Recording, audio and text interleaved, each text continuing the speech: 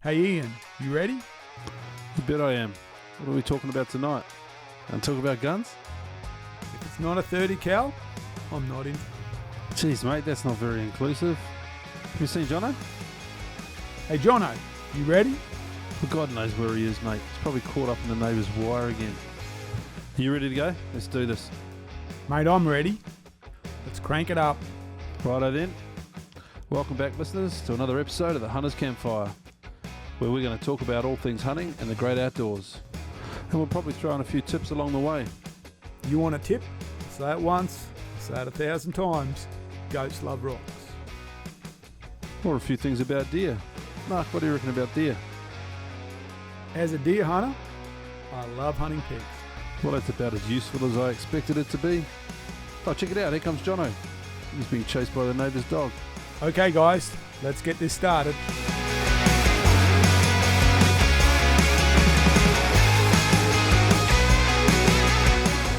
Welcome to the Hunters Campfire.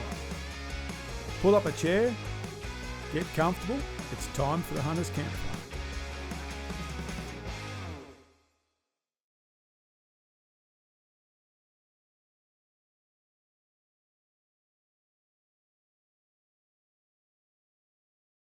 Good evening, viewers, and good evening, Jono, and good evening, Ian, and good evening to you, Josh Haines. How's everyone going? How are you going tonight? I'm not bad. What about you guys? Oh, I could see the excitement in Hills' face over there. What do we got now, mate? Three days? Look, I forgot to shave this morning and everything. I'm ready to go. I'm growing the camo. Got my long hair on my face and I've got on my back now. It's great. Love That's it. right. Stopped washing 2 days ago just to get the scent right. Get the smell. Yeah. That's right. My work thinks I've gone completely feral. You don't know, I work a corporate job in my day life, a corporate life in my day. Anyway, you get the point. And yeah, I've had more than one customer meeting this week. Everyone's looking at me going, what the hell? Who is this dude? Anyway. Ready to himself go. Keeps your warmth and you don't have to smear camo paint on your face. Not that I did that anyway, but it's I call it the distortion pattern beard. See how it goes. It'll be pretty grizzly in another 2 weeks, I tell you. That's a breakout pattern. No, a breakout pattern. And you're sporting, is that a Frank you're sporting? This is the Frank. This is the Frank. We've explained the Frank. Josh, you won't know what the Frank is, but have you met Frank McGale? No, do you know Frank? Yeah, Frank's a pretty well-known personality over this side of the country. He podcast whore, isn't he? Yeah. What was Cody called the other day? It was it wasn't a. That's the wrong word. No, it was a. That was definitely the wrong me. You got me. I'm lost. Oh no, Zach called him it'll come to me. Don't worry. It was I'm gonna message Jack and ask him what he called him. He's gonna rip me for that. Yeah, so Frank's well known to us and quite a few other people around the podcast and other podcasts and whatever. Anyway, he came to one of our pre-hunt meetings wearing what we now call the Frank. He'd taken one of our patches and put it on his own cap and wore it to one of our kickoffs. And we thought it was a really cool hat, so he helped me find the supply for it, and we went and made a whole bunch of them for the people that are coming to our hunt camp in a few days. And we call it the Frank after him, and we also call it the Frank because if it fits his head, it fits everyone else's heads as well, because he's got a good sized noggin. And if it doesn't fit, you just shove some grass up there like camo. Yeah. So this is the Frank. Like that, mate. He must have the Frank. It's good. So yes, sporting the Frank. But no, it's all pretty exciting. We're now in countdown mode. We've stopped looking at long range weather forecasts, and we're actually looking at the weather forecast. Yeah, it's looking good.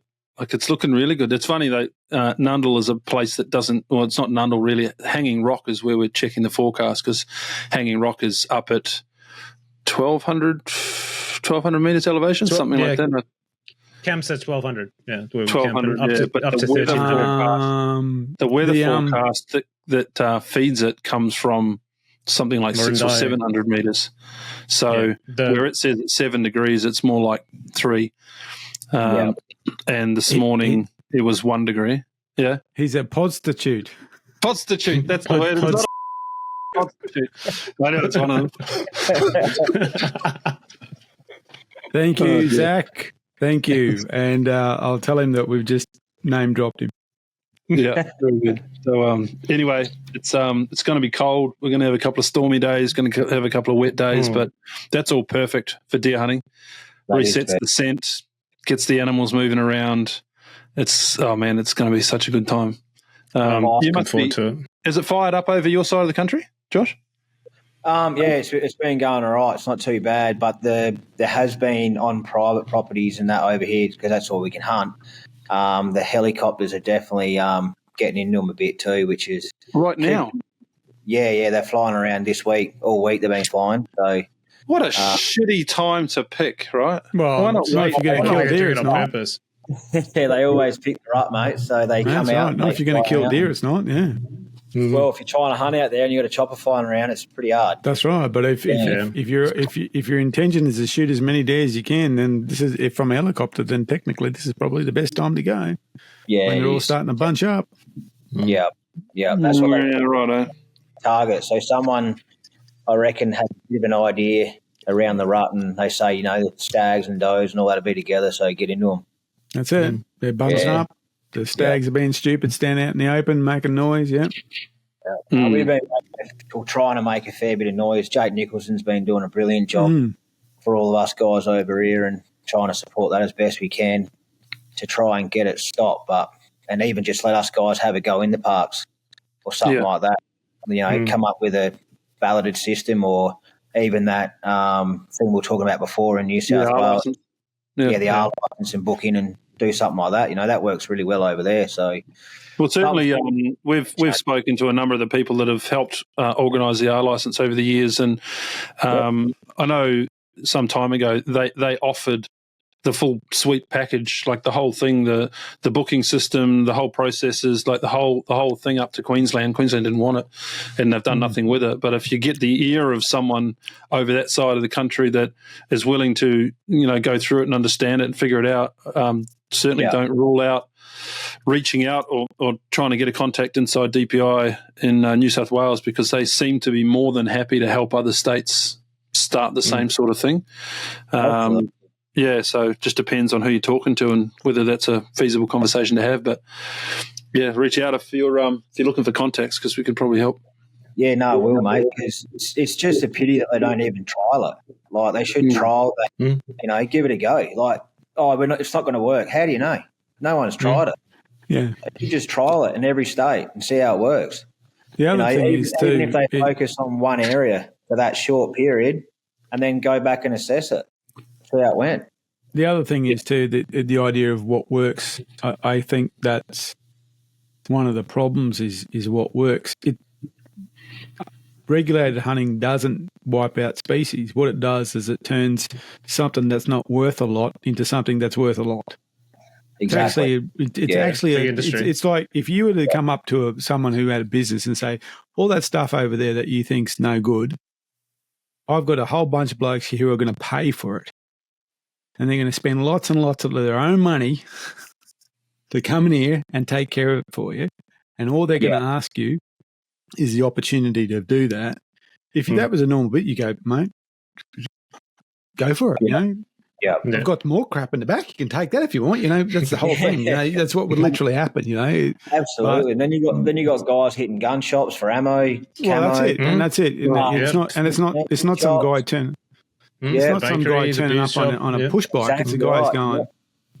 It's not some guy on a push bike turning up. It's a guy's going, I've got this opportunity to get your crap. I better go buy a brand new truck so I can haul that crap, and I want to buy all my new clothes and I want to buy all new tools and all this stuff. Yeah.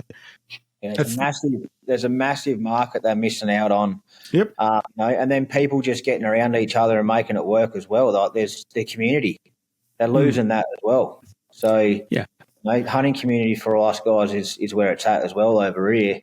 And as in many other states, like that's how we all meet. So if they take it away, then people aren't going to travel. They're not going to reach out and help each other out and stuff like that. It just die down. Yeah, well, I saw one of those typical, statements that, by some group, the Victorian group for bird watching and such, and they said, they want to get no one wants a duck anymore. That's not worth anything. Everyone wants to come to regional New South Wales to watch birds, and and they don't want to do it when there's guns going off. Well, the thing is, duck season's a month at the most. And the reality, the people who are doing all the work to keep those birds there are the duck hunters. They're the ones creating all that work that creates that habitat so people can come look at those things. That's done by hunters. So you get rid of the hunters, you get rid of that habitat. It's gone. Absolutely. No one's going to drive from Melbourne for a weekend to go bird watching with a pair of muck boots and a shovel to do work. Yeah. So, yeah, and the logic is not there. Unfortunately, we're dealing with opinion and I suppose belief rather than logic, because logically it makes no sense not to hunt. No. No, you go and look at the numbers in New South Wales. They've because they can measure a lot of the value. They've been able to say that it's the third highest grossing agri business in New South Wales. So you got beef, you got broadacre cropping, then you've got hunting, then you've got sheep. Right? Yeah, so it's like fishing. It's higher than fishing. It makes more money than bloody sheep. Billions. Yeah. So proof in the pudding with just that. Yeah, it's a real. I get frustrated over here. We're up in Queensland. We're in a similar situation, and I don't understand how the government of the day can just flat out say no to a legal, a total industry. Like if it's recorded in the billions in New South Wales, if someone else, like to your point, Mark, if someone walked into Queensland and said, "Hey, here's this brand new industry, it's going to drive billions of dollars into the economy," without naming what it was, they'd go, "Shit, really? Yeah, far out. We don't have it here." No, and you can, overnight, sure, no worries. I'm hunting. No, don't want to.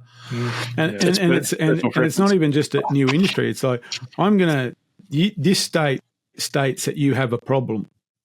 Well, I have $1 billion solution. No, you don't pay me $1 billion. We'll pay you $1 billion to fix your problem for you. A problem that you're currently paying. That's right. Hundreds of millions. You just kind of go, what? It's like it's like people coming up to your house and go, "Yeah, I know you're sick and tired of your dishes, so I'm going to come in and pay you to do your dishes."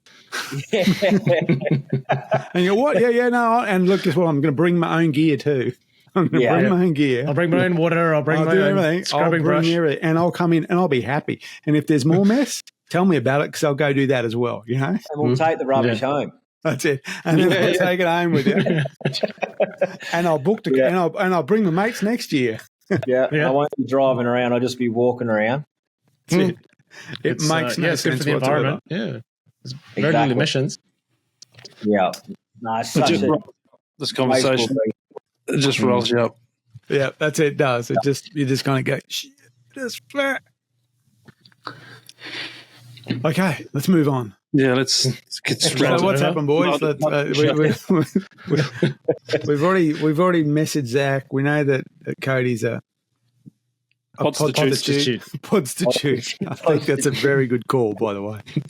Yeah. So what's happening? Obviously, hunt camps very soon. 3 days. We've got everything. Everything's. Oh no, we've only got one more pickup to do, Jono, don't we? I've got 2 more pickups to do. So I've got to pop to Knife Doctor tomorrow just to pick up my knives that have been sharpened, and then to Valhalla to go see Dave and the crew to go pick up a set of boots and some other stuff. I'm not even sure what else you've organised, Phils, but yeah, I believe there's a whole raft of stuff coming. Boots, a new bino rig to try out, and some Valhalla shirts and bits and pieces as merch to give away. More merch. More merch. Well, I've got the boxes piling up in my office now. I know you've run out of space. But piling up as well. Let me see if I can do this. Here, look at this. There's the piles and piles of shit I've got everywhere to give away. It's more anyway. It's just you stuff. guys need to take a couple of blowform tables, and a cash register. Oh yeah, I've got the 2 tables ready to go. like the lemonade stand, but it's like here it is, guys. Come and get it. Just Sorry, Josh. It's going to be great fun for the lads, though, having all that stuff for them, like giveaways and prizes. Yeah, It's going to be like the Ekka, mate. They're going to get a show bag. Christmas. Here's your lolly bag. Your show bag. Yeah. Come on, kiddies, here's your show bag. And like we were talking about off air, we've got such a good mixture of guys. There's guys there that are really seasoned hunters that, they've been doing this a long time. They've got good access to private land. They're coming to help. They're going to hunt as well, but they're coming to support the younger fellas or the newer hunters. There's guys there that have, I know for sure there are people coming that have never seen a deer in the wild. Be it private property or public land, they're pretty new into it, but they just love doing it. And there's guys in the middle of all of that as well that have shot 1 or 2. They're still trying to hone some skills. They've got some new gear. They're learning how to use callers, rattlers. They're still trying to find scrapes and things, but they're just trying to put that stuff together. So they get all of that advice as well. Kind of cool when they come back. You tell them to go and find scrapes and rubs. They come back with photos. Is this what you talked about? Yeah, mate, that's it. Yeah, go sit over that bastard tomorrow and see what happened. So that's the sort of stuff. You got to try and encourage them to be patient. Because the last thing you want for a brand new, deer hunter in the bush is to be just wandering around aimlessly. You got to try and get them to find, feed, scrapes, rubs, and then find a spot to sit and watch. And it's that patience bit that's so important. Because if they sit over an active scrape and they've got a week, they're going to see deer. You guarantee it. They're going to see deer. What they do next is up to them. Yeah. But that's the advice that we can give them. So. It'll just be fun. It'll be really good fun. Yeah, educating them as well, which is perfect. Yeah. DPI come in, so the ranger will come in and have a yarn to us, and it's an opportunity to sit down and have a chat and a beer and ask all of the pointy questions about the rules and the regs and the legislations. They answer them pretty well, because the rules over here, New South Wales rules, they're quite grey. I don't know if it's intentional or not, but you're not allowed into the park. You're not allowed to be hunting until 30 minutes before first light. All right. So the 4 of us, if I was to ask you to tell me what that meant, would probably have a different answer. Some of them say hunting is like, all right, I won't shoot anything until then. But the ranger will say, well, hang on. You're walking in the park with a rifle to your hunting spot is all part of the hunting process. Walking around is part of hunting the activity, whereas people don't read it that way. They'll read it as hunting as shooting, whereas people get in trouble for being in the park before first light because they think that they're just walking to a hunting spot. It's not the case. And I think also, unfortunately, different ranges, different times on different years might give you a slightly different answer because they educate themselves and they come up to speed on what is doable and what's not doable. And it's quite interesting. You think about thermals. This is what raised it a little while ago, which made me ask a few more questions. I thought, this is brilliant. You can walk in 2 hours early with your thermal because thermals are allowed in state forest now. And I can be glassing gullies with a thermal before shooting light, because that's what I called it. I called it shooting light, which was half an hour before. And you can be looking at those gullies. If there's nothing there, move on. Or maybe there's 5 or 6 animals there. You can be all set up, ready to go. But when I threw that example at the DPI, they said, no, that's all hunting. That whole process that you've just gone through is part of the hunting process, seeking out game. You can't be doing it. Can't be in the park. Yeah, right. So when you said you can use thermals in the state forest over there, is that like a monocular or a scope? Both. It's not. Yeah, right. I didn't. But the rules are inside the hunting period, which is half an hour before light and half an hour after light, right? But thermals work in the daytime. Yeah, they work really well in the day, especially in winter. Yeah, the rocks and things don't heat up very quickly. The tree trunks don't heat up very quickly, so it's perfectly fine. Yep, you're allowed to do it. But don't get caught with a monocular in the park outside of those hours because, now you're illegally hunting. Yeah. So half an hour before first light and half an hour after, is it? Yeah. And that's a published time. That's not a guess. A lot of people got GPSs these days because you've got to have them. It's not hard to look up. I can tell you that first light tomorrow where I am right now is 7 minutes past 6. Yeah. And I'm 6:02. Yeah. Right? Half an hour before that, we're into it. But they're the cool things. The rangers come into camp and you can ask them those questions and they'll give you the answers. There's rules like can I take a non-licensed person with me when I go hunting? They don't have an R license, they don't have a gun license. Can they come hunting? And the rules say that yes, you can, but they're not allowed to assist you in hunting. Again, most people think that means they can't assist you with shooting. Well, actually, it means they can't assist you with the process of hunting. So they can't be carrying binos, they can't be carrying thermals, they can't be helping you find game. They're coming along for a walk, but they're allowed to help you butcher and carry the animal out. Yeah, righto. So if you think about that, that means that the active hunt finished once I shot the animal. I'm no longer hunting. Well, to me, hunting is the active pursuit of game. Yeah, it's pursuit. Yeah, that's what hunting is. Yep. So after it's dead, I'm no longer pursuing it. Right. So it's not hunting anymore. So you're carrying one out and you got your gun on you and you're going back to the car with that person. Is that still hunting? Well, depends. Are you actively pursuing game? Or are you in the position? Are you in the position to actively pursue game? So do you have your rifle ready? Or is your rifle in your backpack? It's that grey area. That's what is it in your backpack? So it seems that the definition is: are you in the active pursuit of game? Yeah. Yeah. So if you are sitting there before first light with your thermal looking to see if there's game there, then you are pursuing game. If you're walking in and your thermal's in your backpack, then you're not pursuing game. Yeah, that's true. If you're walking out with an animal on your back and you've got your rifle still slung in front of you with a safari sling with the bolts in and the rounds in the mag, you're still in hunt mode, aren't you? Then on the balance of reason, then yes, you are either actively pursuing game or you're able to be in the position to actively pursue game very quickly. So that's it. So I think that's kind of that's where that greyness comes in. What is the active pursuit of game? Yeah. So it comes down to the ranger's perception at the time.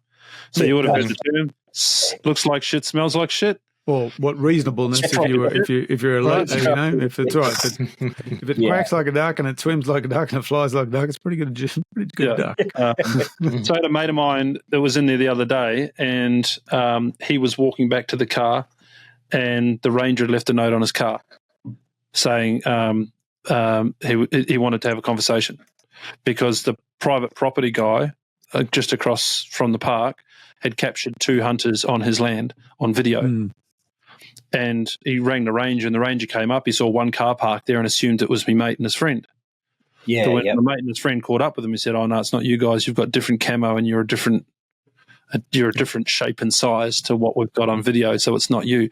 But if there was no video, if the farmer had said there's 2 guys poaching, and then the next 2 people that the ranger bumped into was my mate and his buddy, you got to talk. You sort of got to talk your way out of being.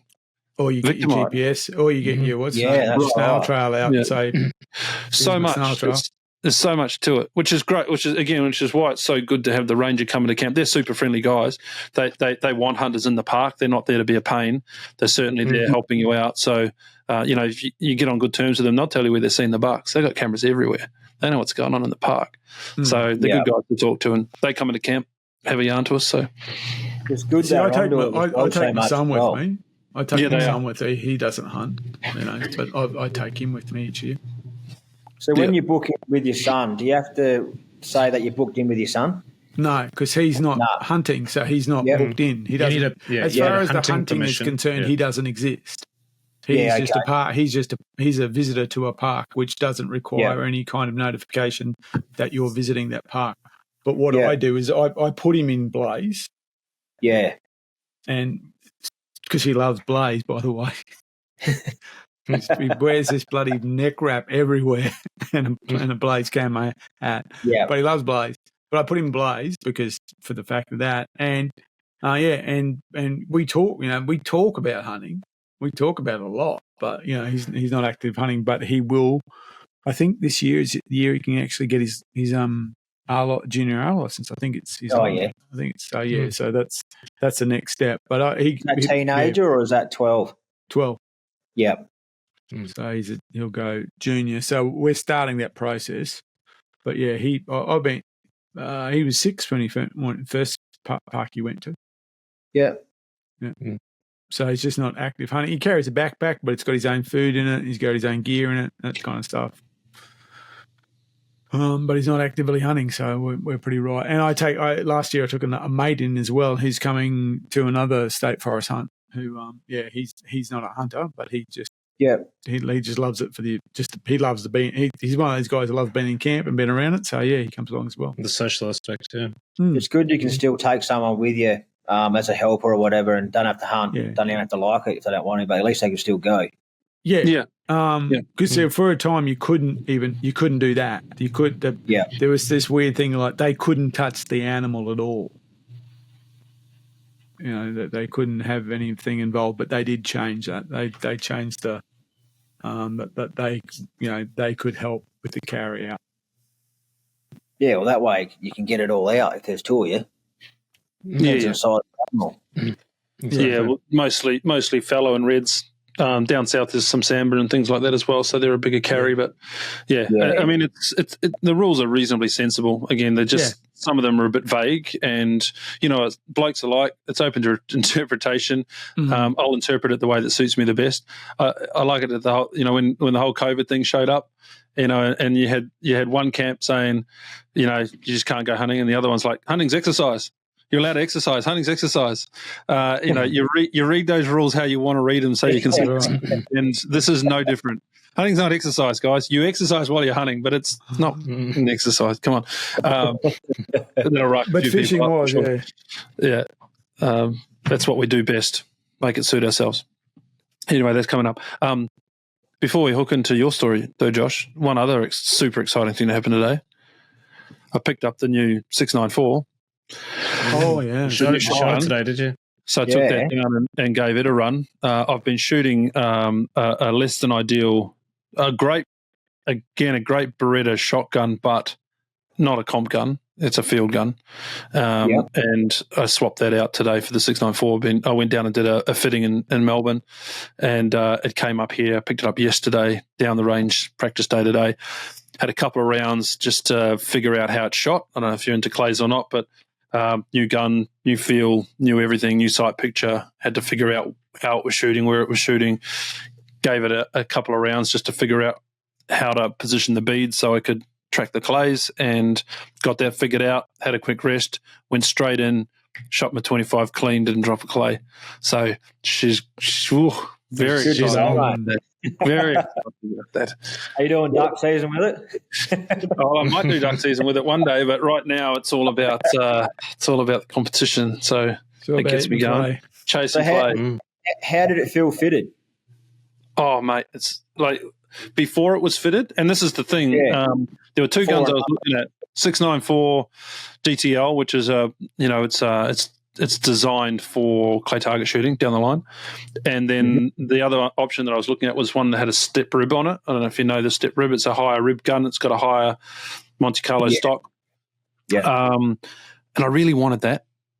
I really, really want it. It just looks cooler, And I've had normal guns before. I call it normal guns. But the step rib looks freaking cool with its, Frankensteinian style, lump of steel on the top of the barrel. I'm pretty technical. It looked really cool, and I really wanted it. But if you go that type of gun, you're really pigeonholing yourself to down the line or Olympic trap, because in sporting clays, the rib gets in the way of your sight picture. You can't mount it as quickly. It's just not designed for that. It's designed for repetitive, robotic clay target shooting.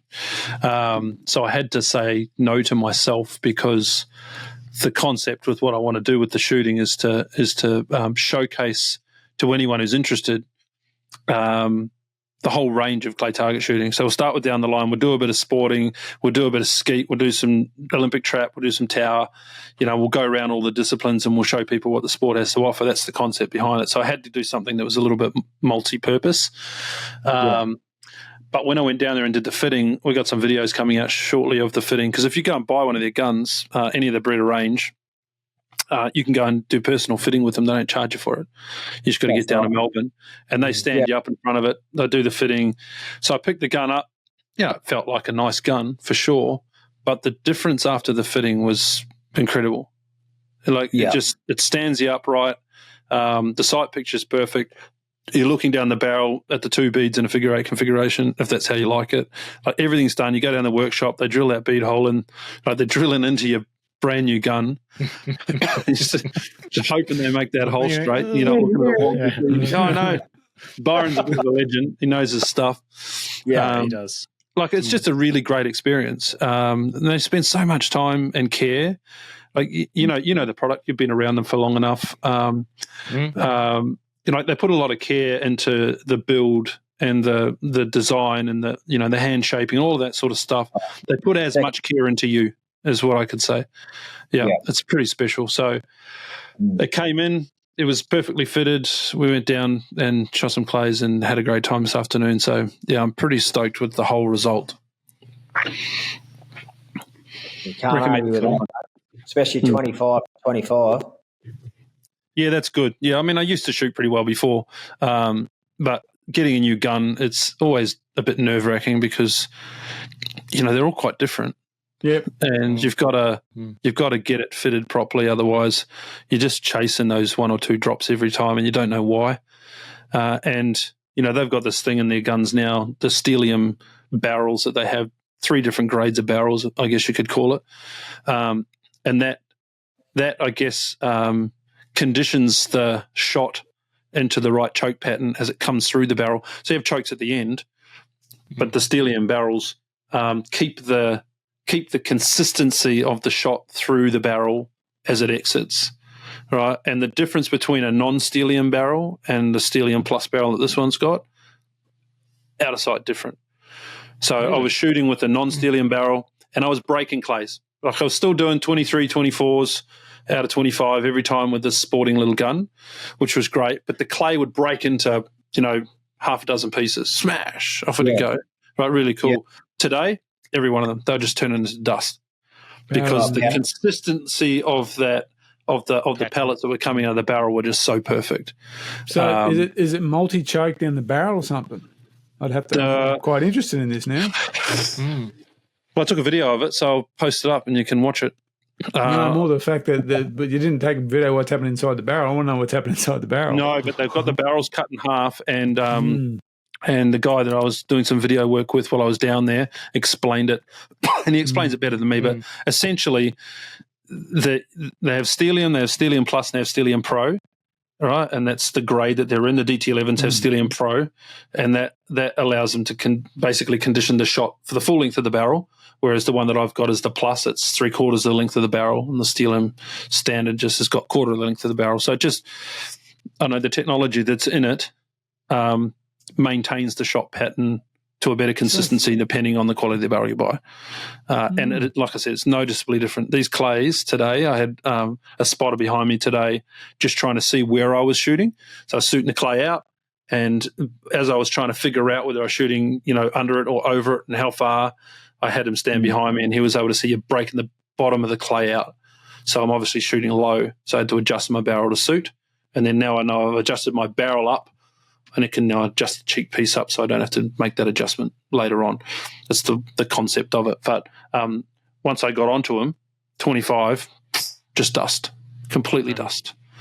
And that's exactly what you want to see. Yeah. Yeah. So I'm excited. If you can't tell. Well, it's a better story than missing 25. Yeah, exactly. Well, you know, when you pick it up the first time, the first thing you want to do is the first target, right? And I hit the first target, which I was stoked about. But then I started mucking around with the shot picture to see what was going on. You drop a couple here and you drop a couple here. But once it's dialed in, it's just mint. So if you're lifting up your cheek piece, if you're lifting your head up, so you're bringing the barrel further up to meet the eye line again, and that's what's giving the elevation in the shot. Right. So I'm here. Yeah. I'm looking straight. And if I'm shooting below it, I'm angling the gun like this. That's I'll right. bring it So up. by lifting the cheek piece up, you're bringing your head up. I'm gonna So level you've it got to again. bring the barrel up to meet your keep up your eye line. The barrel's here, right? That's it. So if I was straight, I'm shooting under. I'm now Yeah. lifting it slightly to get me right. Now That's I'm right. going To to get back to lift the the eye cheek line piece between up. your higher cheek and Right, and it's a adjustable cheek piece. So that's all I got to do is that's right. adjust that. So your face goes up a bit. You've got to bring the barrel up to continue the eye line. Yep. Yep, that's pretty much how it works. Yeah. So anyway, it's good fun. See how it goes in a competition sometime soon. Anywho, enough about my fun. Let's talk about Josh's fun. Yeah, let's jump into that. Let's go for it. All right, so I dragged Josh kicking and screaming onto the podcast tonight. It didn't take much, did it? It didn't look like it was a hard drag. I noticed on the socials the other day, and I thought it was something excellent. You don't see a lot of this, so it was pretty cool to see the post up. It was you, and everyone here will probably know what a 16-minute deer is, but I'll get you to explain it because I don't understand what that meant. But the most important thing about that was it was your hog deer, and it completed your Australian deer slam, which is a massive, massive thing. It's taken you some time. Bloody hell. Yeah, you've been around the country, and you've knocked off the last one. I don't even know where to start. I don't think we've got time for you to talk us through every single one of those hunts. But let's talk about the hog deer to start with, and then we'll get into a bit more about what's the slam. What's the slam? Well, I think let's start there. Let's what's educate the slam, that. mate? Yeah, fair enough. Well, let's go, Josh. Is your 6 species of deer in Australia. So you got your red stag, your Sambar deer, your Chital deer, your Fallow, your Hog Deer, and your Rusa. Mm-hmm. So I've managed to get all 6 this year on the Hog Deer down near Lake Wellington, so not far out from Stratford, near Sale, and on public land. So I was pretty stoked to do it. I tell you what, they're a cunning, hard animal, and they test every bit of patience you got and your emotion. Yeah, I bet they do. So to do it on because last year I went for a week, so I was sitting in tree stands, I was sitting on like lakes and stuff like that, looking out at like just glassing everywhere, just learning the actual environment they live in. I left there. I felt good because I could have shot a smaller, spiky looking stag on the first day when I first went out there. So I didn't start hunting them until the 16th of April last year. And then to find one on the first hunt in the first morning, and then my mate convinced me not to shoot it, so I passed it up because I had a vision to shoot a 6-point hog deer, so it had to have 6 points. So my mate's like, it hasn't got 6 points, don't shoot it. So I was like, righto. And then we spent another few days there looking around, and I passed up a hind to hopefully get a stag, but I didn't see any other deer after that. So I only seen 2 deer that trip. And then to come back this year, similar area, and hunt them on public land again, and to shoot a 6-point stag on the first morning was pretty cool. Was this what was the requirement for 6 point? Was that a requirement that you put on for the slam, or is that rules around hunting the hog deer at the time? That's just a goal that I set to shoot a stag that had 6 points. So you shoot a spiker or whatever you want, it's still a stag, right? But I just set a goal to shoot one with 6 points, so it's kind of like a bit more of a mature stag, bit of age about it, whatever. So when I was looking at this stag that morning, I was waiting for enough light to see and count his points. So when I did that, I was like, I'm going to shoot this deer.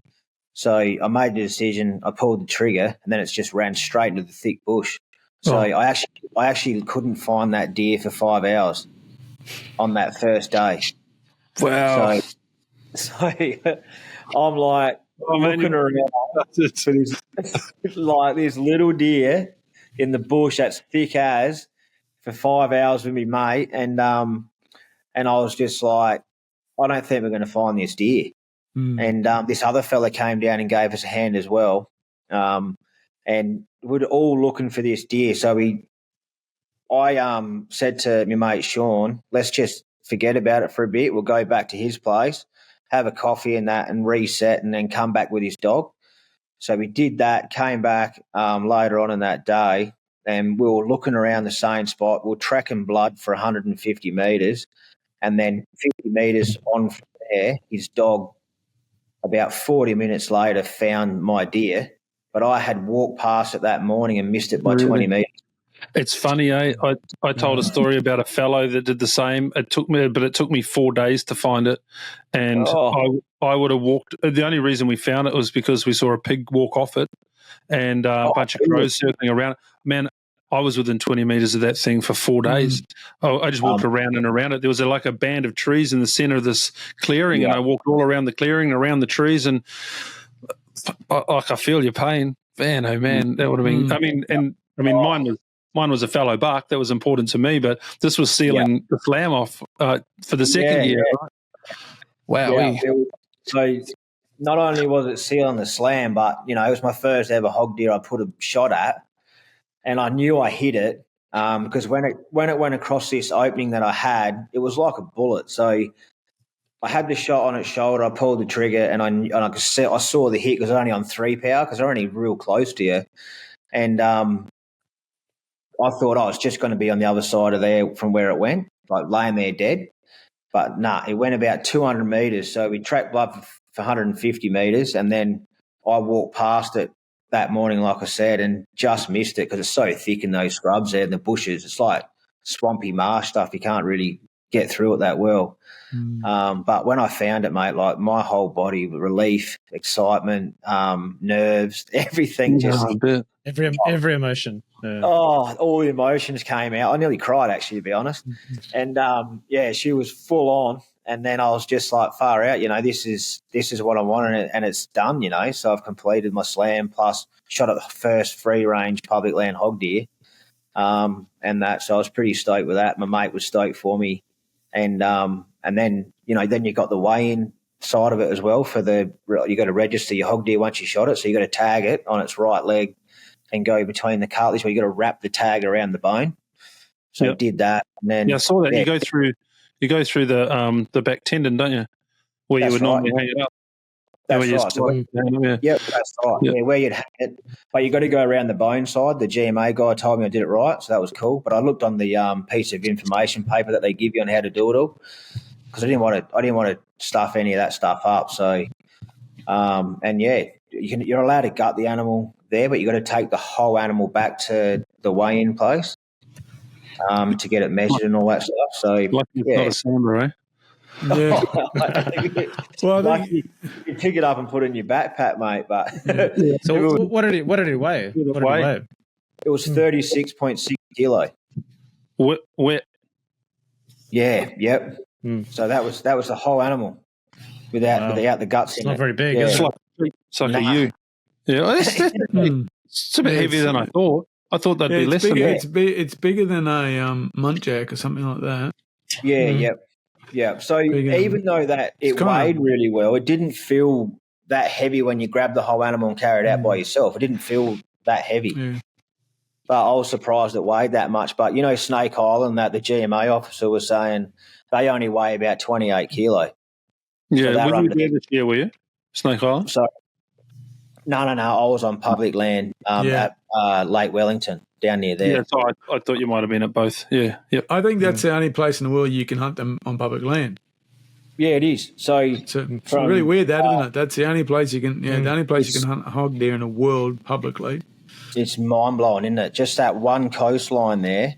I think it's Port Welshpool to Lake Wellington and a little bit past there. That's the only banned strip you can hunt them free range in the world. Yeah, hog deer. And that's not balloted, is it? How do you get access? There is the ballot for Snake Island and all those places, but not where I was. That's just all public land. So if you go on the hunting app, you can see all the public land hunting down there, and you actually click on the area, and it tells you hog deer or Sambar or whatever in those spots. So the area I was at was hog deer, and I think Sambar deer was on it. And then fallow deer as well. Yeah. So, yeah. And you're not allowed to shoot into the private at all. If you shoot in the private, farmers or whatever probably get in trouble. But we were just sitting on this clearing in a track, and he came across the track. So, yeah, just right place, right time, mind-blowing stuff. So it was really cool. So, they must be about the same size as a roe deer. Yeah, I don't know much about roe deer, but roe deer are taller and skinnier. Hog deer are little fat little things, aren't they? Yeah, they're like little pigs. That's right, yeah. They're little hogs. Yeah, they're like little hog, yeah, that's it. Roe deer are a different shape, but they're not a very big deer. That's right. It's like like a German Shepherd / or a Labrador type looking dog size, about that big. Yeah. The little forest deer, yeah.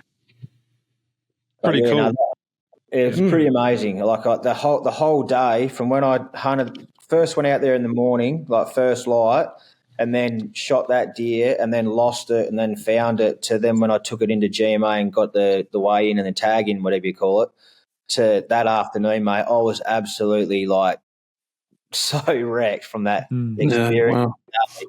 Yeah, wow. When you first saw it, and this is because I'm thinking about when you first saw it, did you actually think it was a deer? No.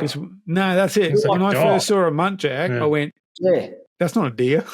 I remember that. I thought it was a fox. That's right. Yeah, that's it. I had the same thing. I went, we're deer hunting. And you see this thing that's this high and you go, yeah, where's the deer? You know?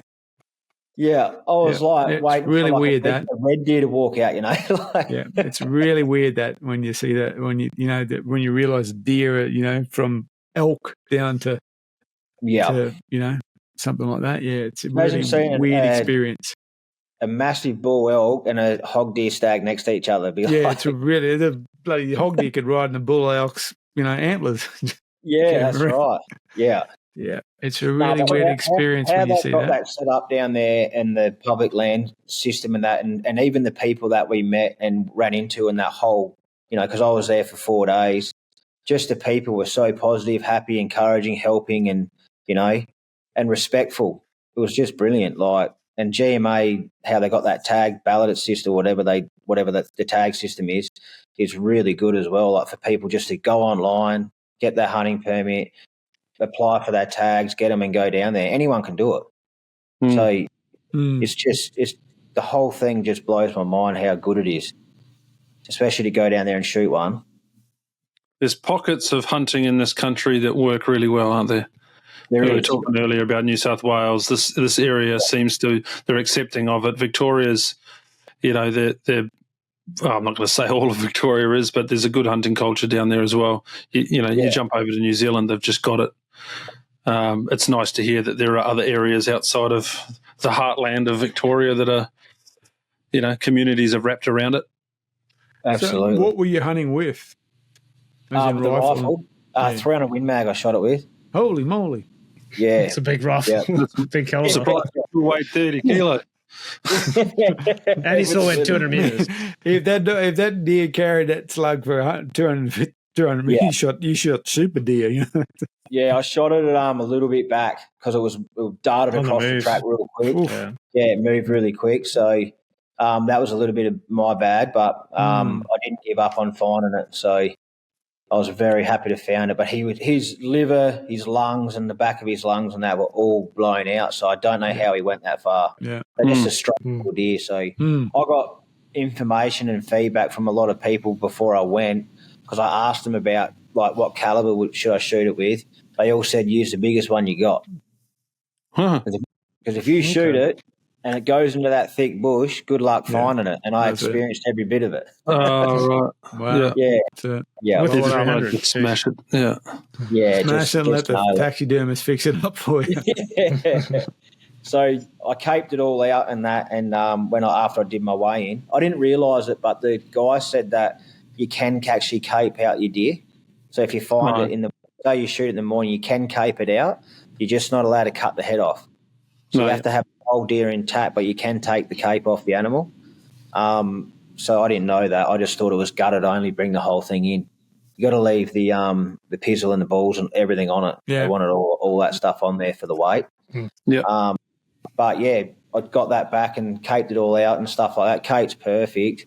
All the meat was perfect. Except that big hole. Yep. Except for, Big hole in it, but Taxidermists can fix that. it's a shoulder mount, not a full body mount. yeah, that's right. I'm doing a pedestal wall mount with it. Nice. Where you get Very like the bit of the shoulder in it. Yeah. And, we took all the meat off that animal, and the next day we had the back straps for lunch. And, mate, the hog deer meat is now my favourite deer to eat. Oh, Absolutely sensational. really? Yeah. Nice small animal. So, yeah. Yeah, those nice small tender. deer are very tasty. Munchak is beautiful. Chinese water deer are beautiful. And the weird thing is they don't even move like normal deer, do they? They kind of they're a wholly different animal. They live in that deep forest and they are highly strung. Yeah, so always on the move, never stop. they live in that everyone deep carries the forest. biggest gun that they've got. That's right. Can't stop here, mate. 300 Win mags. yeah. That's right. I actually don't know what the smallest caliber is to shoot him over there. I thought 270 being a deer gun, like the smallest deer caliber, all you could probably use. So 270 and above. Victoria. I'll Google it. They do have a legal caliber. Yeah, but I don't know if that was for hog deer. I know someone shot a hog So deer. Jimmo says 243 is the minimum. Yeah, he shot his with 243. Yeah, righto. Yeah, he's got a full body mount, full animal, and he shot 243. And a minimum projectile weight of 80 grains. Yeah. Sorry? And a minimum projectile weight of 80 grains. Yeah. That's what I was about to ask. Standard 243, yeah. The 80 grain 243. Well, there you go. Yeah. Maybe I should. What was the pill size that you were shooting? So, mate, you can't be under dead. It was a Seiko Game King. Hammerhead. Yeah. Oh, they're good rounds, those. Very good. Perfect. I love them. They're good. They shoot really well in my 300. Yeah. Not bad. So, Hoggie's cool. When did you start the slam process? And at what point in time did you realize you were going for the slam? Because you didn't start by number one. You would have got the first probably 2 or 3 and gone, I better get the rest. How did that process go for you? I didn't think about getting the Grand Slam until I really started focusing on the hog deer, which was actually pre-COVID. So I was booked. I had everything planned and I was ready to go here from Adelaide to go over to Vic. And then COVID border shut. I don't know if you guys remember that when they first shut all the borders. Yeah. So my car was packed. I was ready to go. I was leaving at like 11:30 that night to drive all night ready for the next day. And they shut the border, so I couldn't drive. I was spewing, but that was probably 5 years ago. That's when I was like, you know what, I really want to go and get a hog deer and that. But I never really thought of the slam then either. So it was probably 3 years ago I thought about, you know what, I'm going to go for the Australian Slam and go and get my hog deer and do that. So that's why I went last year. And then that was, you know, I learned a lot last year, so I'm glad I went on that trip. Saw a mate shoot one as well. And then I passed up 2, and that made me hungrier to get one this year. So with the help of a couple of mates this year, which is Sean and Sean, we plotted out an area and we went for it, and it paid off on the first day. So, yeah, it was really good. But it was probably more so a few years ago, I reckon, I said I'm going to go for the Grand Slam with the hog deer. Yep. Yeah. Yep. And do you then have sights on the Pacific Slam now? Add whitetail and wapiti to that? I'd love a wapiti. Or a seeker. And a seeker, I guess. You got 3 more to go. Yeah. Did they split the Rusa in the Pacific? Did they go both Rusa, you know, the Jarvan and the Malaccan? Oh, the Jarvan and Malaccan. Did they split that? Probably would, wouldn't they? I think they've got them in there as well. Yeah. Oh, you got a bit of work to do. Yeah, I've shot about 7 Rusa, and here in South Australia, there's both of them. I believe there's both here. So how you tell, I'm not 100% sure. I wouldn't know. Yeah, but I've shot a fair few Rusa stags and that here. If you're gonna do it properly, you'd probably go to that area where you know that species is, just hunt it. Yeah, but I don't know if they do that free range. See, I can't pay for it. I could, but I don't want to pay for a go shoot a deer. That makes sense. No. I'm happy to pay a game license, fuel and food and beer and whatever. You're happy to pay to do the process, but but I can't justify $6,000 to go and shoot a deer. It's a lot of money. It's just crazy, Because I mean, most people go to New Caledonia, don't they, to hunt? Rusa? Yeah. They got a nice Rusa over there. Actually, I was at a mate's place. They're fantastic. Over there, huge, big blades. Yeah, really nice. We're supposed to be doing that next year. We were supposed to be doing that next year. New Cal Rusa. Yeah, that'd be cool. Well, I thought we were doing New Zealand next year. Yeah, I'd forgotten about the New Cal Rusa. I thought we were doing Sambar next year. Yeah. Time has become a problem. I want to do the Sambar run next year. I'd like to do Sambar. We've still got. Get Frank off your head, Rusa, New Zealand, and Sambar, and draw one out. That's not a bad idea, actually. Yeah, draw it out of a hat. Yeah. I'd like to do Sambar. Back to, that trip that you floated in, I'm thinking, man, that sounds pretty good. Yeah. We got some good contacts down there that are like, no, this is where you're going to go. This is where it's going to be. Right. We'll help you find the public land opportunity that's worthy, and then and get you on your way. So that's likely to be what happens sometime shortly. But we've had some great offers from people we've spoken to say, yeah, just come down, we'll help you out. It's just one, like, it's really funny. It's one of those things. It's actually really easy. Like from Toowoomba, it's a $60 flight direct. That's nothing. Bonza's $60. When I went down to Melbourne the other day, that's twice what it can be. On a good day, it's $38 each way.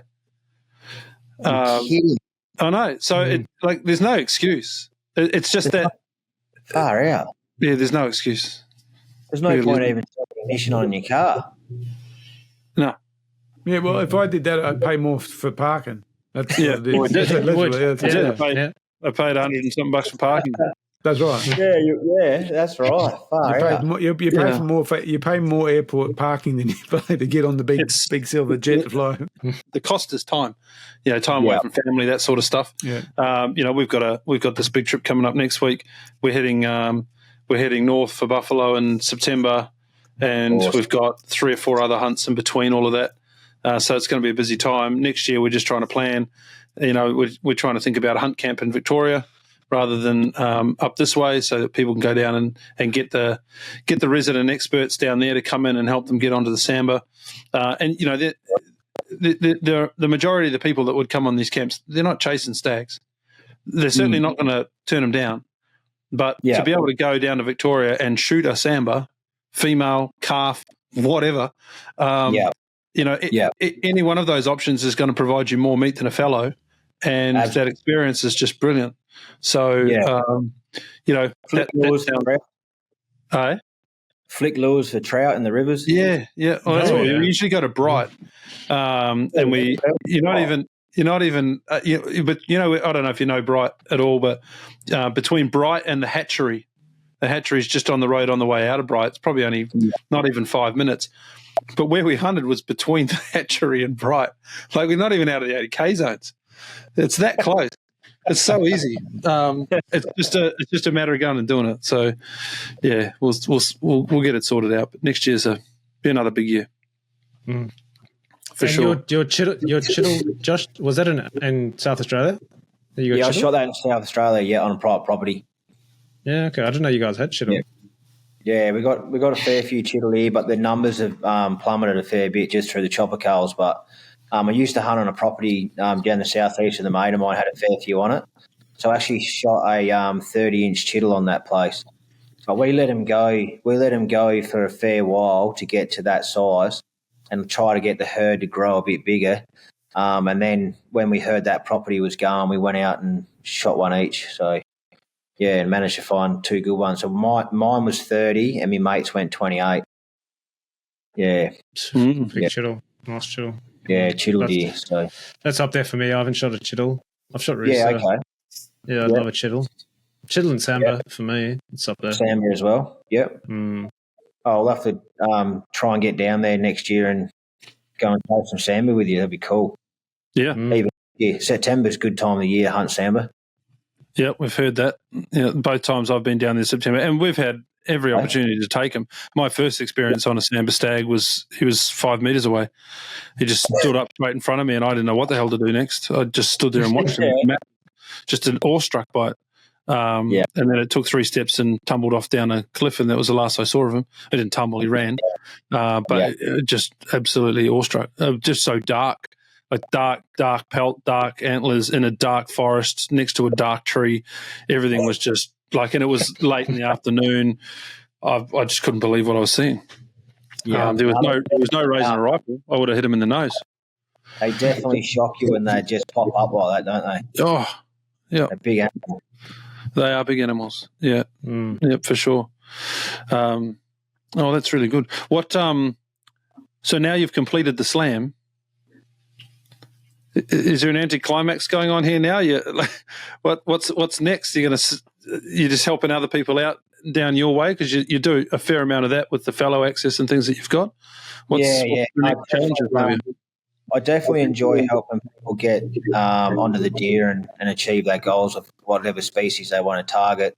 Definitely, but probably more so just helping people get deer. It would probably be my next, not main achievements for other people, but I'm getting stuck into my fishing a fair bit at the moment too, just having bought a new boat. But if I was going to go out for a hunt or whatnot, it'd probably be more so scouting and seeing what's around and say, hey mate, if you shot one of these, come and have a look, come and get it, or if you can fit it in, stuff like that. But if I see something that's half handy as well, I'll still take it for myself. But yeah, it's just, I don't know, really. Probably more pick up the bow a little bit as well. But bow hunting here is on the edge as well. So that's another thing we could talk about for 2 hours. Is it on the edge or is it fallen over the edge? I haven't read of late, but I thought it did fall over the edge. But someone said that it hasn't quite yet. But I'm pretty much writing it off as if it has. Because it's just devastating, like some guys don't want firearm licenses, so they get a bow and they go out and bow hunt and they get really good at it and train hard, and they're just going to take that away. So it's just shit. Can't work it out. Anything over here, like a mate of mine said to me a few years ago, South Australia taking away the fun, like make a sticker up. Yeah. Everything over here that we're trying to do, even like snapper ban for fishing. They're cutting down our whiting numbers soon as well, so they're going to make that less. The deer are getting shot at as we speak now by choppers. Everything's just getting attacked over here. That's camp. There's no free camping here. It's all paid. You got to pay for it now as well. It's really hard. It's rough, isn't it? Yeah, it is pretty rough. But no, as far as getting the Grand Slam and that, and then my hunting, I won't change what I do, but definitely help mates get onto some species they haven't shot before. And, if we have to travel interstate, definitely go with them and hunt with them and stuff like that and put them up first, which would be pretty cool. But, yeah, just education, mate. Just keep educating the new guys, because I'm part of the ADA here as well. So that's Australian Deer Association. So, it's great to see people getting into the sport, but at such a hard and delicate time with the government and what their proposal is with the deer here, guys that are coming into the industry, they've missed out on the good time, but it's still a good time going out hunting. Don't get me wrong, but it's just going to be harder for them to get onto the deer like what we used to have here. So, yeah, just got to enjoy what we've got left here while we can and try and fight for it. Yeah. We had similar chopper culls happen up our way. Parks got stuck into the parks, but they also did a fair amount of culling on the neighbouring or the bordering farmlands. And there were properties that we used to hunt up here that, you'd go there on a weekend and you'd see hundreds of deer. Yeah. And the choppers were shooting in the thousands over a weekend. And they just completely decimated it. And look, at the end of the day, it was a cattle property. their mitigation, pest mitigation plan was to have hunters come on. And my understanding, was that they offered to do it for them, at their cost. And if they didn't take it up, then there was going to be costs put to them to decrease the numbers. So it was kind of let us do it for you, or you're going to have to put your hands in your pockets and get it done because you're not doing enough, which is a shame. But these properties at the end of the day, the hunters that were coming on, it wasn't a massive amount of money that was coming through the door. It was, to a lot of us, it might be good money, but for someone who's managing a big property, they're all competing for the feed. So I sort of understand it from some of their points of view, but geez, it's tough when it's, there's 20 years or 25 years of history, walks out the door because someone's point of view is slightly different. It's a real shame. That it is a shame, and it's the worst part about it is there's no leg room for any change or opportunity for something different to approach it better, So like the R licence in New South Wales, why can't they implement that before they just send a chopper over and just destroy a whole herd of deer, or give people the opportunity to come and harvest it and take it. Or even someone like the ADA, like a club or something, because we do our own culls on our places, but all the meat's picked up and put on utes and then utilised amongst the members. So, why waste? Because Queensland's slightly different. It might be different its rules, and I see this come up quite a bit. The campaigns that go on. I like to hunt to feed my family. I like to hunt to feed my friends. That sort of stuff. I don't know whether they're following. I'm hoping all the laws are slightly different, but up here in Queensland, if you shoot wild game, you can't share it. I can't give you any. No, flat out. I can't even shoot a sheep on my property and let you have any. You're not allowed. And it's not allowed to be done. If I shoot a sheep off my block, you can come and eat it at my house. That's it. But you can't take any of it away. I can't shoot a deer and bring it home and give you any of it. It's not legal. Far out. Yeah, I don't know what it's like in the other states. I haven't looked into it, but I wondered in a couple of scenarios where I was seeing it, whether people were saying I like to feed my friends. We share, whether they were sending the wrong message. Yeah. If that law was actually against them, it doesn't put them in a good light. I didn't follow through and look at it any further than that because I liked the message that they were sharing, but. It's an interesting one because my understanding is that almost all of the states are the same. Just most people don't know about it. Do you reckon here in South Australia you can't share meat? I think there's something you should look up. I don't know the exact answer to that. It's simply a meat processing. Safe food process. For want of a better word. I help a lot of people process meat and that, and I do it from my house here as well. And we make sausages and metwurst and stuff like that, and they take it all home. But they'll bring the deer, or I'll have the deer meat, and we all share it, and they take it. But that's another part of why we hunt as well, so we can all get around each other and butcher and make food for our families. Can't tax it, Josh. Can't tax it. Yeah, that's exactly right. You can't put a stamp on it, can you, and pay for it? The government doesn't get their share. You're not going to go and buy that $500 of meat at the supermarket, and they're not going to get their cut. So, there's political reasons why. But I'd certainly look into it. I don't want to get anyone into trouble, but I had to look into it because I was doing my own home kills here. I couldn't have somebody come here and shoot their own sheep on my property and take it away. If it's shot on this property, it stays on this property. That's how it is, unless it's done by someone with a ticket. And the deer were the same. Yeah. Yeah. So basically, you have to sell that as a live animal or whatever, or give it to them as a live animal for them to take it and kill it, or do you have to? You can sell it to them as a live animal, and they can do it on their property. Or they can pay someone to come to your property and do it who's licensed to. But even in Queensland, if I get a mobile butcher to come here, they're not. Every single one of them that I called when I was going through this research weren't safe food accredited. They were coming to home butcher for you, your family. Yeah, that's right. Yeah. Oh, just for you. Yeah. Yeah. Well, because they're not safe food accredited. You think home butcher is home butcher? They're a butcher. They're allowed to do it. Well, in fact, they're a handy guy with a knife that comes onto your property, slaughters your animal, and puts it in your freezer. He won't take any of the guts or the offal. None of the offal, none of the skins. He doesn't take any of it away. They're not supposed to do it. Oh, that's crazy, and that's Queensland's rules. And it's New South Wales as well. New South Wales as well. So there's no public land hunting in Queensland either, is there? No. Nope. Is there like massive parks in Queensland you can hunt if they opened them up? Yeah, a lot of the parks up here are very similar to New South Wales, that they're shared for logging and cattle grazing and stuff like that. Crown land's different Crown land is different in Queensland than it is in New South Wales. Yeah. But it's only different by definition, not by reality. Okay. Yeah. It's by definition. There is, because people say, I've got access to Crown land, I've got a 99-year lease on Crown land, I run cattle and things like that, which is very true. But there's great swathes of Crown land that doesn't apply to across the state. There's great tracts of land that are either forestry or almost exactly the same in real terms as in New South Wales. It's just administered different. And there's always a laugh when you hunt Severn, which is just one of the closest state forests in New South Wales to Queensland, which a lot of guys hunt.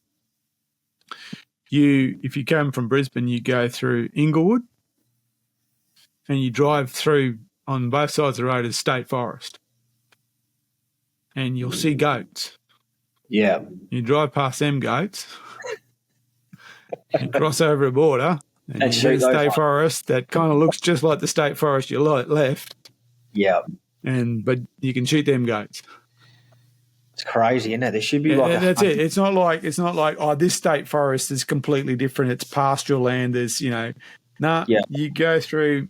If you didn't know that there was a border coming up, you would think it was You think it was all right. Remarkably similar scrub. Yeah. Is there locked up gates and all that? Yeah, well, that's it. You're driving along and it says state forest, and there's a sign. It says state forest, logging activities, blah, blah, blah. You get over New South Wales and the sign's different colour and the emblem's different on it because it's a different state, but it's remarkably similar in terms of in real terms. Yeah. And so, you deal with that. I know a lot of hunters that would give that left arm to go and hunt in some of the national parks and that here just to have access. Yeah. It's just crazy. Yep. Yeah. Be the same in your state too. Well, unfortunately, a lot of our national parks in Queensland are basically, feral wonderlands. Yeah. Because no one's got the resources to manage them, and so they're just that's where they are. They're just pigs and everything else is in there because they know it's a perfect place to be in. Yeah, that's an unfortunate reality of it. If you go to any national park and you know what you're looking for, you'll see pig sign or deer sign. You'll see it. I've got national park that used to be local park, then it became state forest, and now it's national park. So it just changed hands. And I got deer 10 minutes from my house, and I'm 90 k's from the city. They're just up there.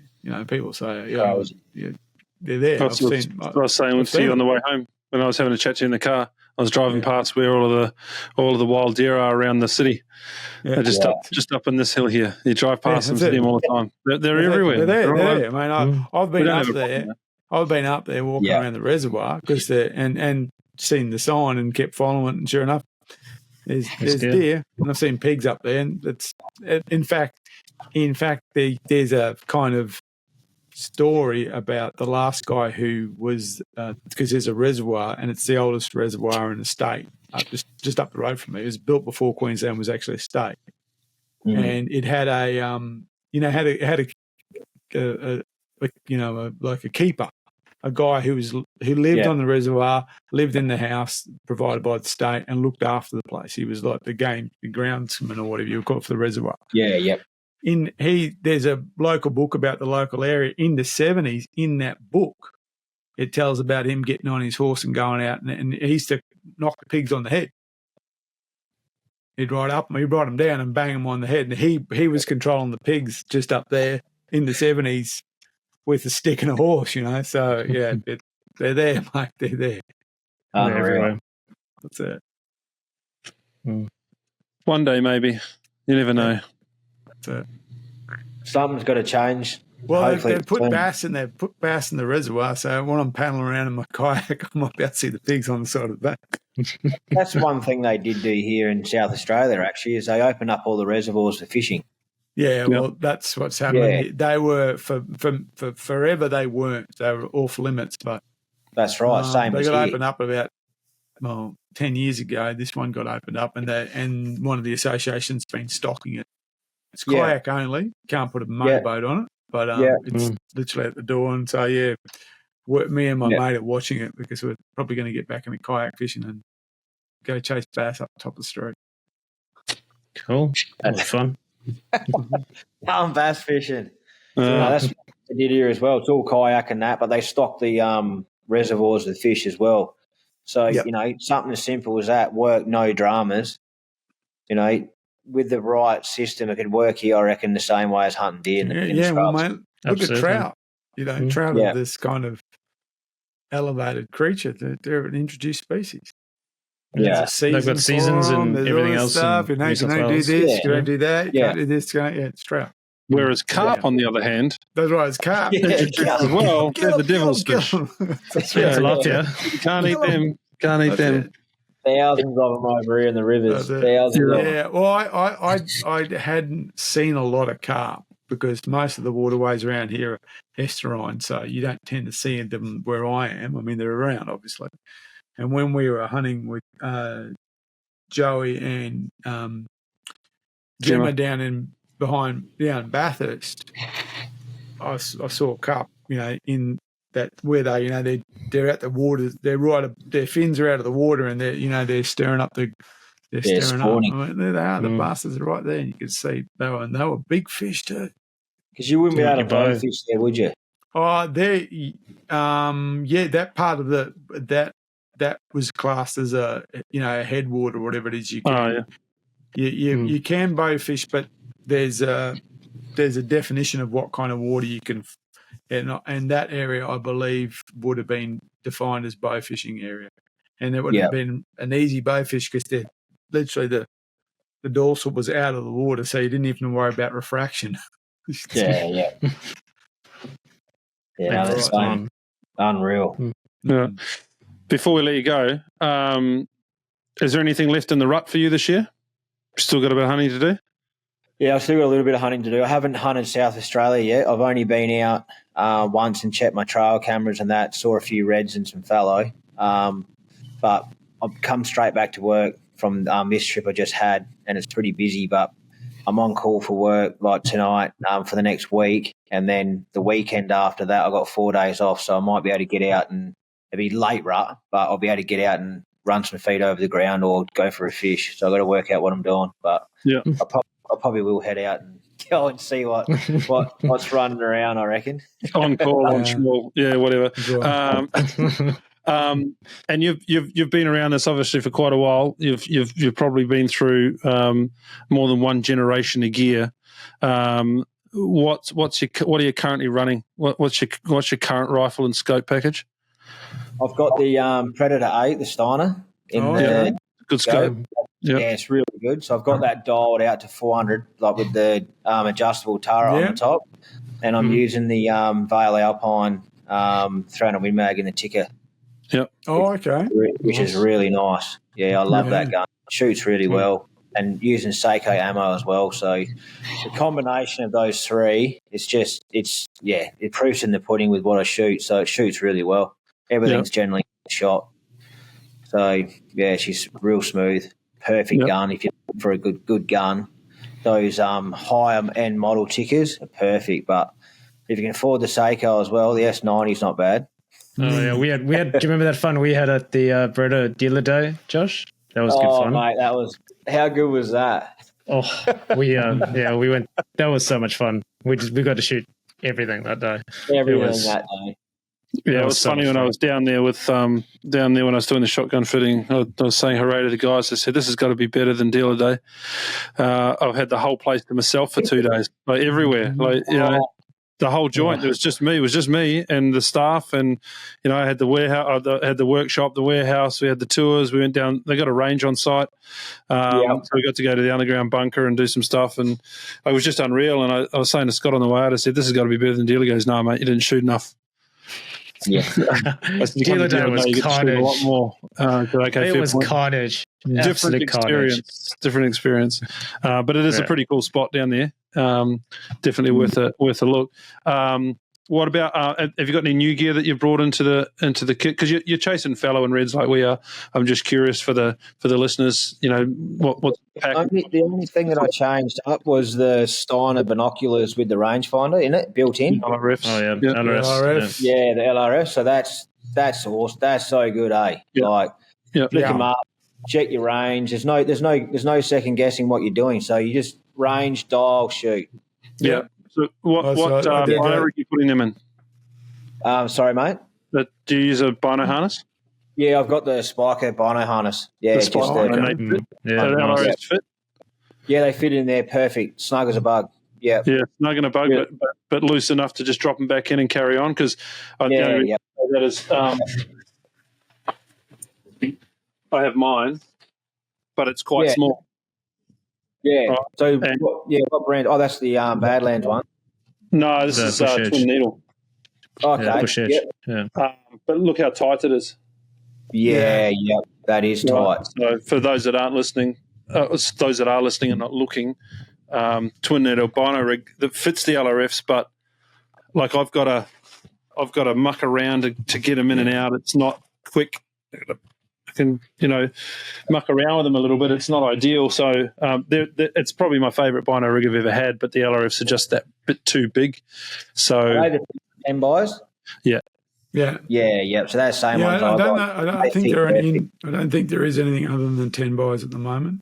There's only that 10, is there? I think so. I thought there was an 8. An 8 would be lovely. No, 8 would be perfect. Yeah, I think. I don't know. Let me There's just the Bible. There we go. Oh, you got. Yeah, because I used them. I shot that red 2 weeks ago, and that was what it is. Yep. I got down to 100. Well, I got in a position, and they wandered down, and they were at 145. And I dialed in that Norma ammo to be an inch high at 200. So down he went. Nailed it. How good red deer meat, by the way? Good. I had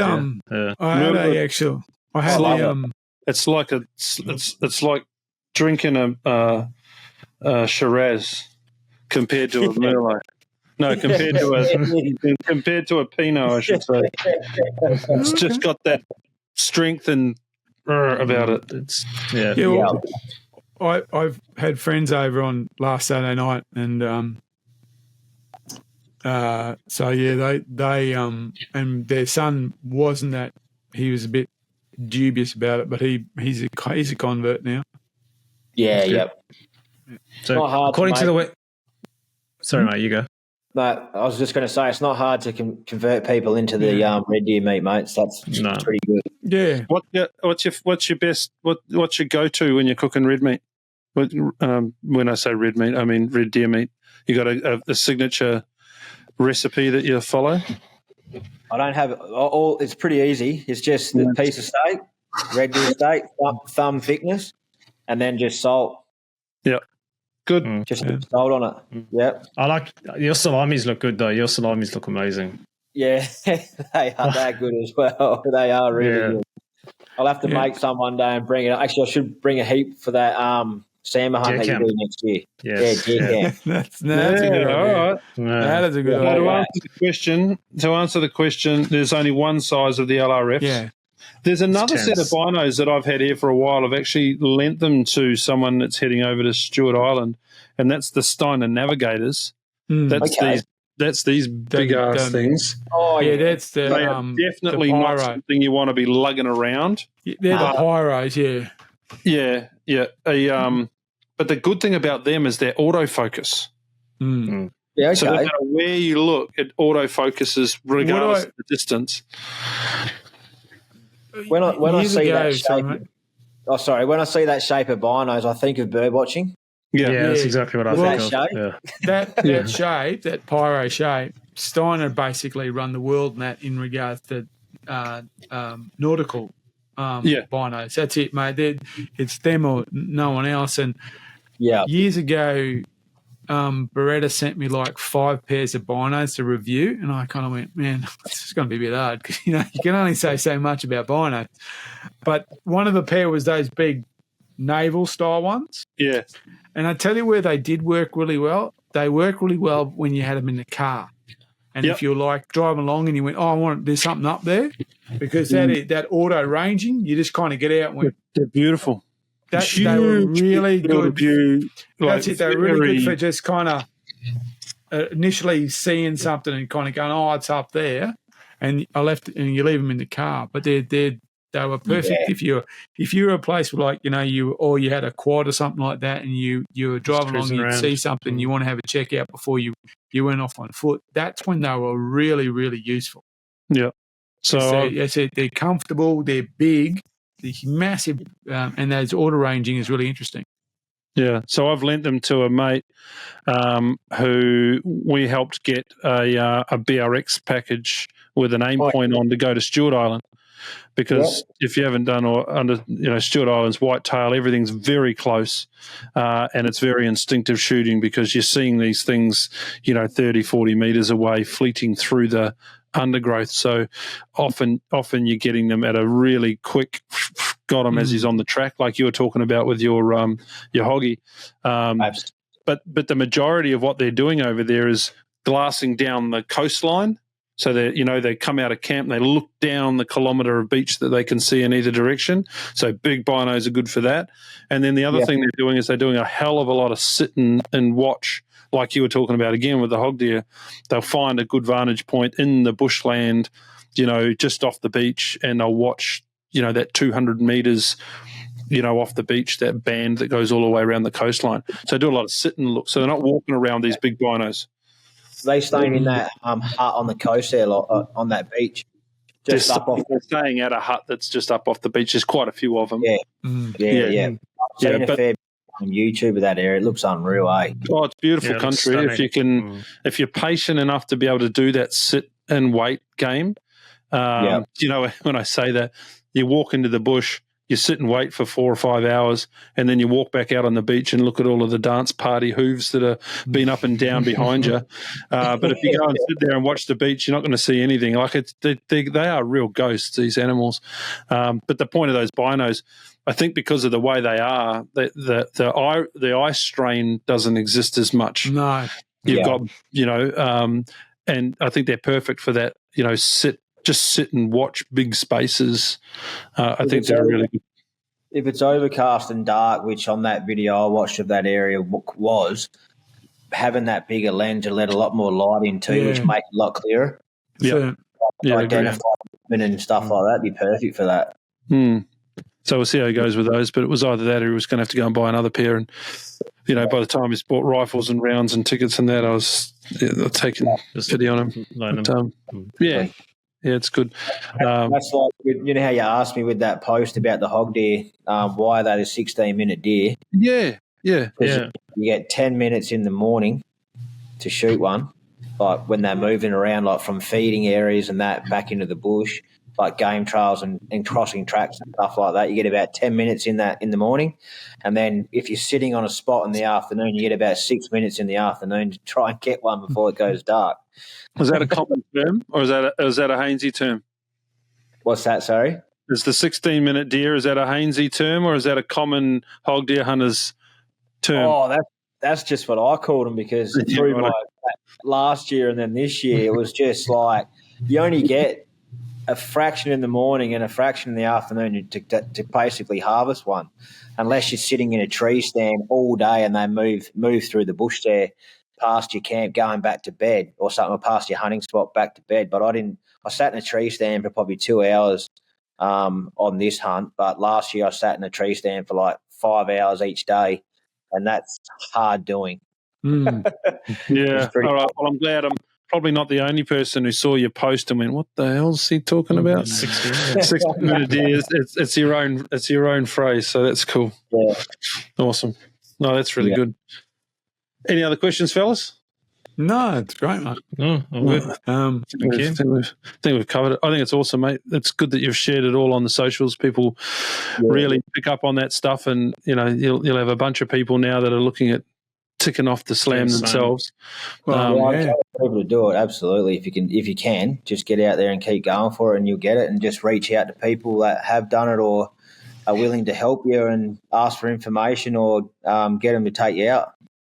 Yeah, I think so. I mean, there's one thing about this country is, for all of its failures, it has some amazing hunting opportunities. If you want to pursue the species, they're out there. Getting a bit of help. Podcasts is put together to help people find those connections and find where the animals are. So come and ask us here, and we can put you in contact with people like yourself, mate, and you'll steer people in the right direction. So I think that's unreal. It's really good. I was just thinking, should we give a shout out to Jake for that very reason? Pardon me? Is it Jake who got the red deer? That was really cool. Yes, we can shout out to Jake. Absolutely. You may not have seen it, but we got a message from Jake yesterday. He sung out. It's fun. We were talking about LRFs. He reached out to us the other day asking about binos, and we steered him towards LRFs. And then he'd come back to us asking about chest rigs, because nothing fits or nothing was in stock, and we had a bit of a yarn to him. Well, anyway, he sent us a video yesterday, and it was bloody absolutely bushed. I don't know if you've seen it, but we posted it up yesterday, and he's like, before I take this bloody heavy pack off, and he's got this stonking red stag attached to his back. He just wanted to give us a shout out for helping him out and giving him the encouragement to get out about and do stuff. And he doesn't want to be named, and linked on stuff for other reasons. But if he's listening, he'll hear it and he'll know who he is. But it was pretty cool. We have a few people ringing in now just saying, well, it happens quite frequently. We listen, we learn. Thanks very much. It's good to get people giving you the feedback. It's also good to be enabling people to get out there and do it and give them the confidence. So, yeah, I think it's awesome. Absolutely. It was a nice looking red deer for public land too. Yeah, it looks like a nice head. Yeah. All you could see was the top tines around the side of the body on each side. I'll be looking forward to seeing it. There's been a fair few reds posted in the last few days, so I reckon I might have seen the one you're talking about, but I'm not 100% sure. So, yeah, right. Yeah, I'm going for a peekaboo next Wednesday. They're starting. The property owners come back and said they're roaring their heads off, so I'm going to go. Going nuts. Yeah, very late this year. Yeah, I messaged me today actually asking how they're going over here. Like, they're not too bad, but from what I hear, but he reckons that in Vic they're still quiet as, and New South a little bit quiet still. So yeah. That's what he's telling me. So I'm going to go up, take the camera. Yeah, and if I don't see anything worth shooting, I'll try and take as much video as I can at least. Absolutely. And you guys rain there next week or so? Is it going to rain? Or has been rain? We've had rain. Ian and Jono, it will rain there. It always rains there. Yeah. Wet days, red rut are really good. Yeah. Yeah. Well, Nundle and Hanging Rock in the area that we're going to, the state forest, there's more red deer coming out of there than we've ever seen. We've been hunting for nearly a decade, and the reds have really moved in. You almost see every other post as a red deer coming out of there now, which is bloody awesome. And all reports are that they've been going off. They've been going off in there. I'm just hoping the fallow kick in as they always do on the 16th of April every year in the same spot. They've had rain this week. The temperature dumps later this week. Like, we're getting the cold snap. The light's right. Everything's perfect. It's shaping up to be in a everything's lining week. up. Can't wait to get out there. Sounds awesome, mate. Yeah, it's going to be good. Yep. Can't wait to hear some stories about it. And then the new guys, if they got a red stag or a fallow buck croaking in front of them, they're going to be shaking. Nothing beats it. Oh. It's really good. All right, we'll wrap. You still get the jitters. Yeah, you do. Oh, yeah. You do. Yeah. You really do. Oh, well, it's funny because someone posted the other day, why do people hunt in the rut? And So I hunt the rut because it's the full experience. That's right. They're basically saying, the meat's better outside the rut. It's better before the rut. Hunt the pre-rut, you get a better quality animal to eat. And I'm like, yeah, but sitting in a gully on a foggy morning, listening to fallow bucks croak right in front of you, you can't see them. That's the full experience. And you've got fellas up there like real hunters only hunt for meat and blah, blah. Anyway, drives me mad that we've all got to fight against each other. That's another conversation on the time. Walking through that fog and hearing them roar. Yeah, it's incredible. The red deer, that's what nothing better. I've been up 2 years ago. I think I was 15 minutes in, and I said, I'm not going to shoot anything today. I'm just going to watch the whole show. I just walked around and just watched the whole thing. So there's something pretty special about it. Yeah. Love it. I love reds. Love them when they're roaring. Yeah. All right. I'm calling it. Okay. Thanks, Joe. Awesome. Really Thanks, appreciate mate. it. Well done on the slam again. And, hopefully we'll catch you up at a camp next year, eh? Absolutely, yeah. Thanks heaps for having me on, guys. Awesome. Okay, Thanks, mate. See ya.